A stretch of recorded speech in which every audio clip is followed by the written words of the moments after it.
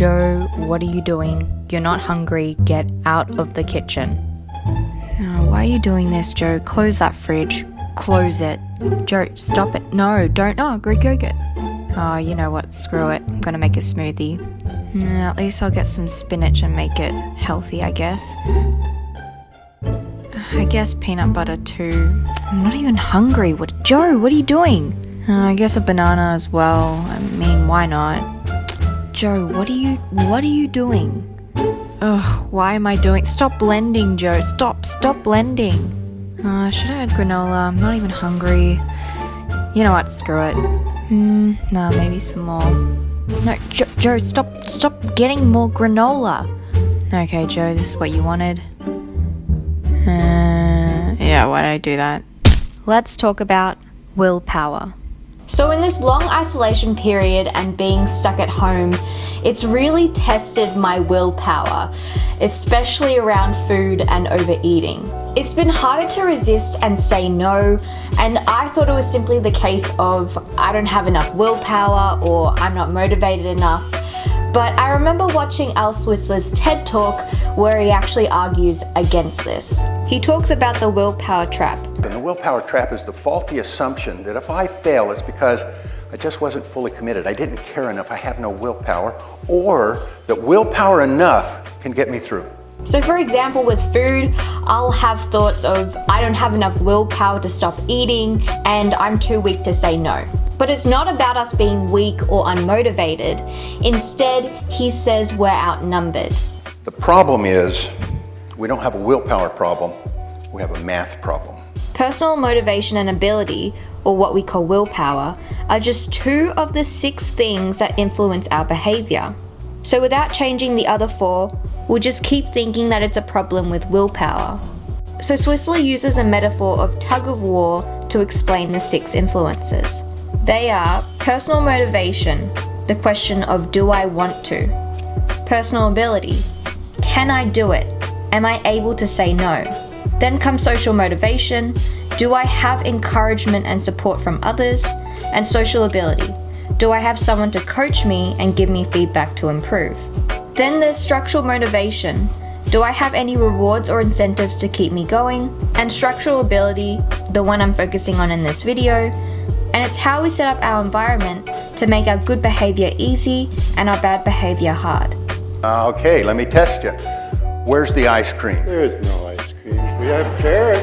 Okay, come pull on my side. This isn't about increasing our willpower, it's about how we structure our environment. So what did I do before?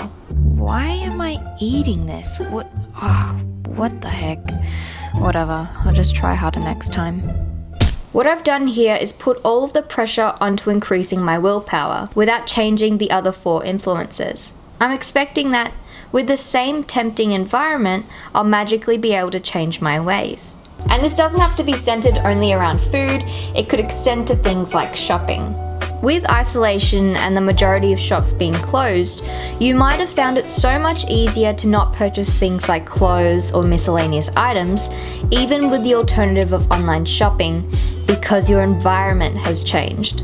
Before, if you didn't want to shop but found yourself doing it anyway, it could be because you surrounded yourself with people who also liked shopping. Of course, if your social motivation, which is influence number 3, is high for your bad behavior, it will override your willpower. Or it could be that you walk past shops every single time you finish your work, and that makes you feel tempted to buy something. Again, that's your structural ability, which is influence number 6, that's making it hard. You could simply divert and try walking in another street and seeing if that helps. So Al puts it like this. No plan is a plan unless you know how you're going to deal with setbacks. Meaning you can't rely on personal motivation. There'll be times when you cave in, so you'll need to organize your environment so that you stay on track. So how can we set up our environment to help us? Al recommends us to find our crucial moments. For example, the time of day when we're most tempted, the physical environment we're in when we're most tempted, and who we're around when we're most tempted.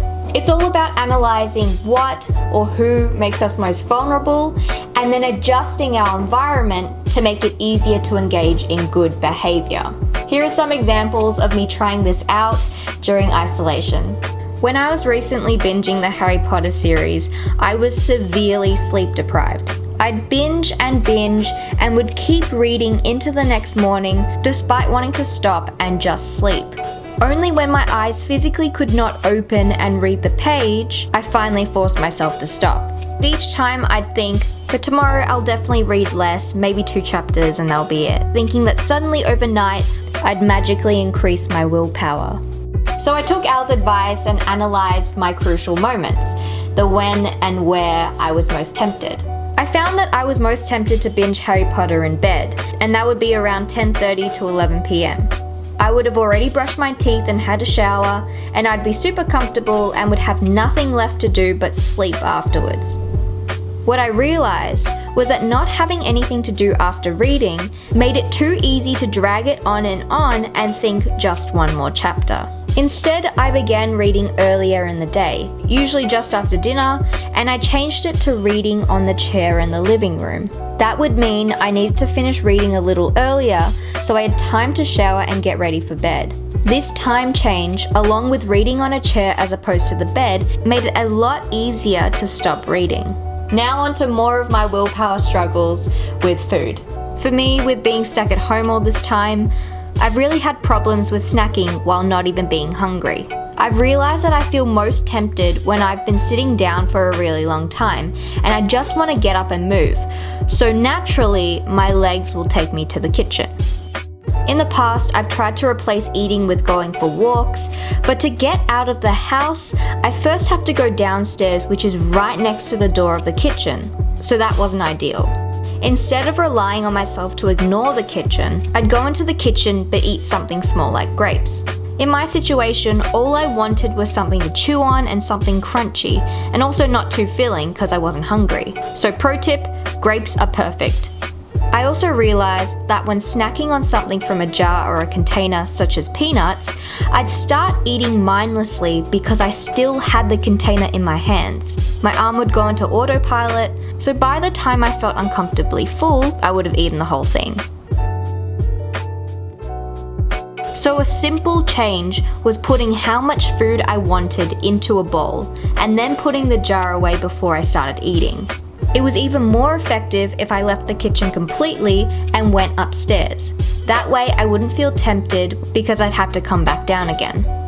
And this solution is similar to me overeating during dinner. Because we're Chinese, food is super delicious, so of course I can't say no to this food. And also we'll have different dishes that we'll pick from and put into our bowls, which makes portion control extremely difficult.